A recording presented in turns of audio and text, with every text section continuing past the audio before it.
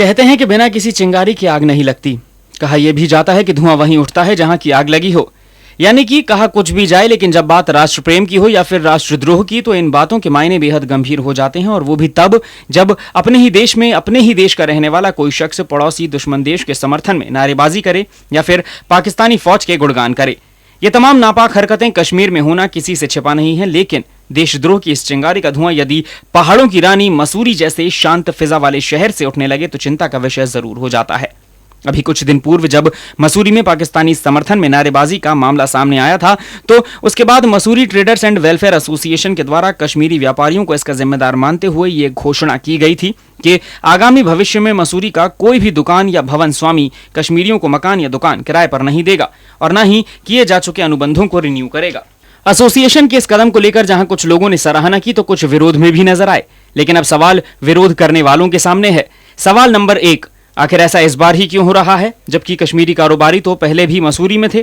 सवाल नंबर 2, मसूरी में क्या सीजन पहली बार आया है जो इतने कश्मीरियों द्वारा अनाप शनाप किराए पर दुकानों को किराए पर लिया गया? सवाल नंबर 3, इन कश्मीरी व्यापारियों पर इतना इन्वेस्टमेंट करने के लिए धनराशि आखिर कहां से आ रही है? इनके इस धन का स्रोत आखिर कौन सा है?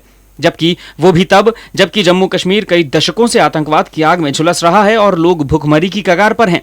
सवाल नंबर 4, यदि ऐसा नहीं है और कश्मीरी संपन्न है तो आखिर क्या कारण है कि किसी अन्य राज्य में जाकर उन्हें बंजारों की जिंदगी बसर करते हुए व्यापार करना पड़ रहा है?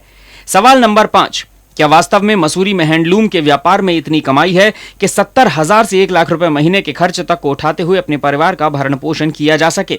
और अंत में सबसे बड़ा सवाल ये कि क्या ये मसूरी में रहकर किसी आतंकी षड्यंत्र का ताना बाना बुना जा रहा है जिसके निशाने पर है मसूरी स्थित लाल बहादुर शास्त्री राष्ट्रीय प्रशासनिक अकादमी ITM और भारतीय तिब्बत सीमा पुलिस अकेडमी?